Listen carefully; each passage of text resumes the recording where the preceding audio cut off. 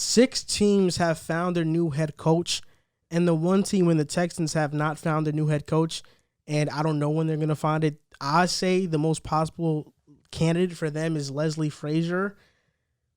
I'm going to be honest, any coach that wants a head coaching job should not go to the Texans because they're probably going to fail. I'm just being honest. The report now is that no matter who they hire, Deshaun Watson wants out. So yes.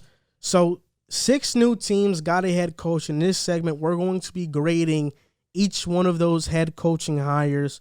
So first coach off the board, Urban Meyer for the Jaguars. Riv, what's your grade for them? I give him a B+. I think this is a guy who can definitely change the culture, coming in with some young talent, draft capital, and a lot of cap in free agency. So I think he's going to bring some balance to this organization. This is tough for me because I was actually high on all these hires, and I'm trying not to sound too positive, so I wanted a B- just because I'm a little skeptical making the leap to college, making the leap from college. I've always been a little skeptical of guys making the leap, and we'll see how that plays out. But I still do think in the end it's going to end up being a good hire. He's such a good offensive mind. He's succeeded everywhere he's been. So overall, I think it's going to be a good pick, but I'm cautiously optimistic for it. Urban Meyer to the Jaguars was an A+ hiring. I had a feeling they are going to knock this out of the park. They have all the cap space, all the draft capital, and not to mention Trevor Lawrence, who's going to be the number 1 undisputed pick. It's like Triple H getting drafted to Raw. You know it's going to be great. Listen, the Jaguars are going to be great because Urban Meyer is there, and his staff is coming together really nicely. Darrell Bevell, who was the Lions' offensive coordinator for the past 2 seasons, the rankings don't show he did a good job, but I'm telling you, he's a really good and creative play caller. He's going to be good for the Jaguars. I like the coaching staff that he's assembling, and because of that, I think this is an A+ hire. Next, coach off this list, Robert Saleh with the New York Jets. I'm going to start with you, Jack. I give it an A. I think they got the coveted prize possession out of the coaching search this year. I like how they went out. They got their guy early. They didn't wait for anybody else to make decisions before they did. They needed leadership, accountability, somebody who could come in and quote-unquote change the culture, and Robert Saleh is thought of as the guy who's going to do that. You know, everybody wanted him, and luckily the Jets got him. Trying not to be biased, but I really do think it was just a good hire. And I would have said this for anybody that hired him. I thought he was just the candidate. I mean, bearing any Jets bad history and what you guys have been through, I think the signing was an A. I think you got a guy who's going to be a leader, who's going to change the culture, and who's going to be a man of the people. But this is just disregarding what your GM has done. But the signing in general of your coach, I think it's an A. So for me, before I start and give my grade, I was arguing with Jack the other night about this coach annoying. and about the Jets' history and all that. Even though I won the argument, Jack liked to really be hesitant about it. But listen, I'll say this. Robert Saleh was a B+ hire. I'm going to give him a B+ because I think the handwriting on this might be a little sloppy, but the notes and the answers are right. That's what I'm going to say about this one. That's why I'm giving him a B+. I think he's going to be a culture changer for the Jets. I think Olbrich, our DC, is a really good DC. He did a tremendous job with the Falcons when he took over the play calling duties. I'm not sure what I'm getting out of Mike LaFleur. And I like Greg Knapp, the quarterback coach, even though he doesn't have a history of developing a young quarterback. I kind of trust his coaching staff. I like Robert Saleh's energy and passion as a coach. I think he will change the culture. But for me, it's still a wait and see. But based off the candidates that were out there and what the Jets need, I think this was a perfect fit. So I'm giving it a B+.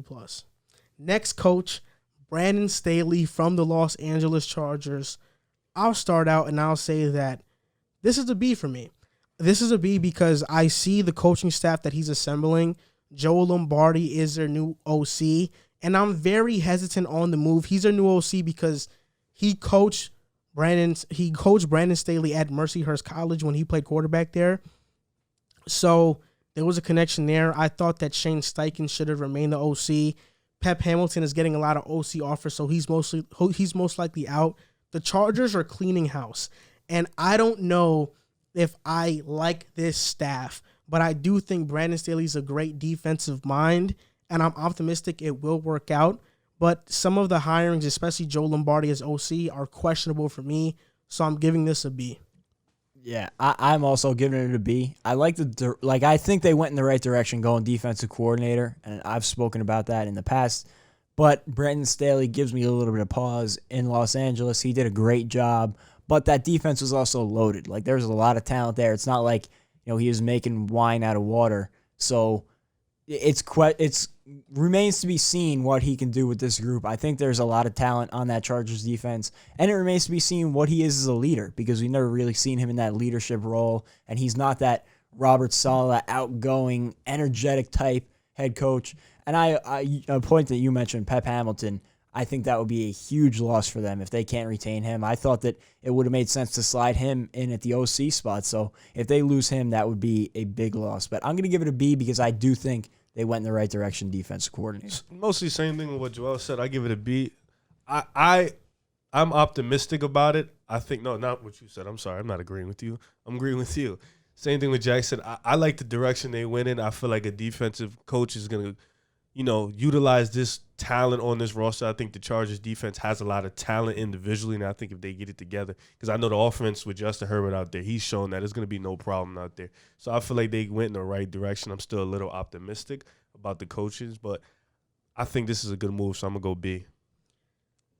Next hire, Arthur Smith from the Atlanta Falcons. I'll start with you, Riff. What do you I give think this is an A- hire. I think he's going to unlock the offense that this team can still do. I think he's going to bring the best out of Matt Ryan and get what he got left of this game. So I like Calvin Ridley out there. I like Julio, and I like what they're going to do with this offense. So I give it an A-.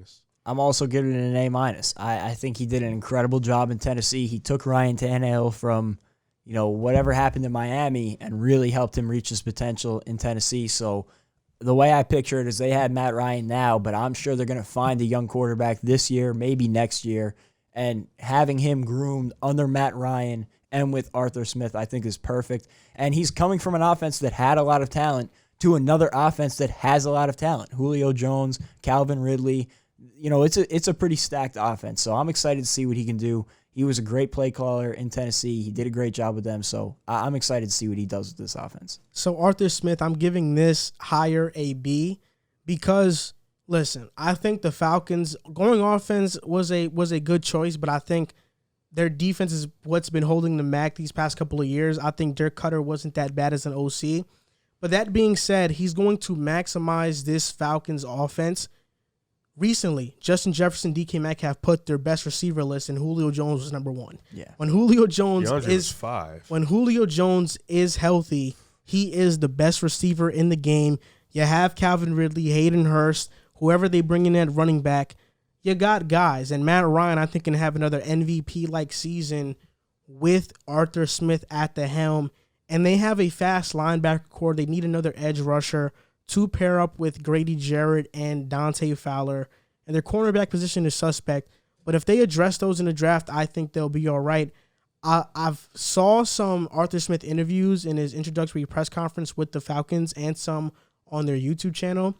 And I like the way he talks and he acts. I think he's going to bring toughness, and he's trying to play a smart brand of football, which I think is going to help the Falcons, especially in not blowing those leads. So for me, this is a B hire. Next coach that got hired was Nick Sirianni by the Philadelphia Eagles. Riv, what do you give this? I'm going to give it a B hire just because he's from that Frank Reich system. He knows him. Yeah, him. So I'm going to give it a B hire. I still think Carson Wentz has to work on a lot of things on himself, but I think getting that coach who's going to instill some confidence and getting that coach who believes in him is going to be one step into getting him back to that MVP form. So, yeah, I'm going to give it a B higher. I'm still a little optimistic, though. Yeah, I gave it a B+ just through the lens of I see the vision, what they're trying to do here. This is coming from the Frank Reich coaching tree, and the idea is hopefully he comes in and he can save and restore your $100 million man, and you didn't give out that huge extension for no reason. It will be a nightmare to dump that contract at some point. So you get him in the building. You hope now Carson Wentz can get back to his, maybe not even his MVP form, but just close to it, back to a good starting quarterback, which I don't think is in some unreasonable expectation. Indianapolis has been solid. I think that they were really good this year offensively with limited weapons. So I like the hire. A lot of people were not high on it, but I thought it was a good hire. I give this hire a C grade. And even though a C doesn't sound It's a passing grade. like a good grade, I think this was a good hire because they hired Nick Sirianni to fix Carson Wentz. Bottom line, that's what they did. I would have liked Eric Bieniemy. I would have liked him to go there, not going to lie. But I think Nick Sirianni is a good offensive play caller. He's a good offensive mind. And just a fun fact, most of the Indianapolis Colts, like plays that they ran, they were designed by Nick Sirianni, but Frank Reich called them. So he designed those plays. Eagles fans should get used to mesh routes because that's a concept he loves to use. Nick Sirianni was an okay hire, but I think that this was just a move to fix Carson Wentz. Even though I love Carson Wentz, I don't know if that's the best direction for the franchise when you look at the cap hell that they're in. I think Howie Roseman made this hire because it's another coach that he can kind of, control and do what he wants with. But Nick Sirianni, from everything that I've seen, Field Yates, who's a respected NFL guy, has said that he's a very hard worker. So I'm going to take his word for it. I think this was a good hire for the Eagles, and hopefully they get back on track. But this is a tough situation to fix because of the cap hell, all the veteran guys that are already disgruntled. It's going to take more than just being a good offensive mind. It's going to take a lot of leadership and getting the best out of your guys. The Eagles is a really hard situation to fix. So we'll see what happens with that. But I give this a C. And last coach, Dan Campbell to the Detroit Lions. I give this a B-. I think he can be a potential culture changer for the Lions. I'm not sure. I think he's going to be a good motivator and a coach. Anthony Lynn is the OC. I think that's huge. I think Anthony Lynn, even though he failed as a head coach somewhat, he's a good offensive play caller. Aaron Glenn is a defensive coordinator. Matthew Stafford's probably not going to be on Detroit next season. They might draft a quarterback. Who knows how that's going to go. But for me, I give this a B-. He can be a culture changer, but I am kind of pessimistic on how it can work out if Matthew Stafford is not there. I would say they go the route of maybe signing Tyrod Taylor in the offseason. He's a free agent. You reunite him with Anthony Lynn. Wait, you don't think they go quarterback in the draft? They do, but I think they shouldn't start him right away because a quarterback they'll probably get is Trey Lance. You don't start him right away. Tyrod Taylor, Anthony Lynn wanted to start Tyrod Taylor last season. The reason they did it is because Justin Herbert was so good and Tyrod Taylor got injured, by a doctor, which is crazy. But I think Anthony Lynn really loves Tyrod Taylor as a person and a quarterback. So I think they bring him into Detroit and he'll be that filler quarterback for Trey Lance or whatever QB they draft to learn under. I think this can work. I'm giving this a B+. What do you think? I think I'll give it a B+. I think, like you said, he's a culture changer. He's somebody that's going to bring a lot of motivation in the locker room. And with now Matthew Stafford and Detroit parting ways, you get a guy who's going to come in and learn right under Dan Campbell. So you got a guy who he gets to groom and he gets to build the way he wants to build them. So I think that's going to be huge for them. So I'll definitely give them a B. Yeah, I gave it a B as well. I love his energy. I loved his press conference. A lot of people call it a cliche, but I think it's what that franchise needs right now, especially coming off the heels of Matt Patricia, who took it in the total opposite direction. I just think that Dan Campbell's going to bring a great energy, but with having no coordinator background, I guess, per se, he's going to have to lean a lot on his coordinators. I do think that he made good hires. I think Anthony Lynn is going to make a good coordinator rather than a head coach. I think he got in a little bit over his head with some of the game management decisions and things like that last year in Los Angeles. But I like the hires on the staff, and I think those are going to be big. But I'll give it a B as of now, but I do think he has the potential to turn it around there. I really like his energy. So the coaches that got hired, just to recap, were Urban Meyer to the Jaguars, Robert Saleh to the Jets, Brandon Staley to the Chargers, Arthur Smith to the Falcons, Nick Sirianni to the Eagles, and Dan Campbell to the Lions. We'll see which one is the most successful and which one lasts only a couple seasons amongst these teams, and we'll still see what has to be.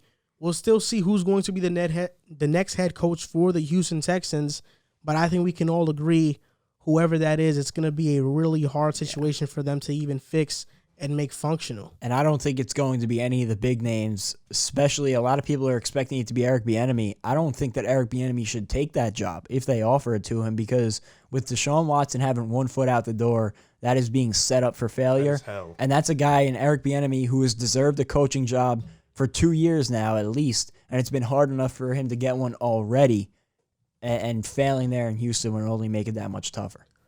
See, for me, this is going to be a pretty strong take, but I don't think any minority coach should take that head coaching opportunity, especially with the lack of opportunities that they've gotten over the years.